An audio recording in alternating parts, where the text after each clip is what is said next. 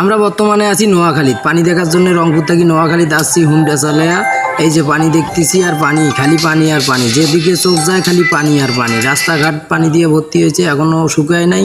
কারো কারো বাড়ির ঘরও তো পানি উঠছে। এই দেখেন রাস্তাঘাটে পানি। আমরা মোটরসাইকেল নিয়ে যাইতেছি আজকে মতির ঘাটত ইলিশ মাছ দেখার জন্য। ভালো ভালো বলে ইলিশ মাছ পাওয়া যায়, তাই আজকে নিজ চোখে দেখিয়ে আইসি। মানুষের কাছে এতদিন শুনছিল, বিশ্বাস করি নাই। যেদিকে যাই খালি পানি আর পানি দেখি। মোটরসাইকেল চালাতে খুব অসুবিধা হয়েছিল আমার বড় ভাইয়ের, কিন্তু তারপরেও চালাইছে ভালোই। এটা বলে ইটের ভাড়া, ইট নাই, খালি পানি আর পানি। কি আর কম, একটা না 2 ঘন্টা মোটরসাইকেল চলার পর অলরেডি মতির ঘাটের কাছাকাছি চলে আসছি। এই দেখেন নৌকা, এগুলো নৌকা দিয়ে মাছ ধরে ইলিশ মাছ। অলরেডি নৌকাগুলা ঘাটত ফিরেছে, মাছ ধরিয়ে আনছে, মাছগুলো বাজারত নিয়ে যাবে, তারপরে বেচবে। মনে হয় আমরা মতির ঘাটও চলে আসছি। এই তো চলে আসছি মতির হাট লঞ্চ ঘাট।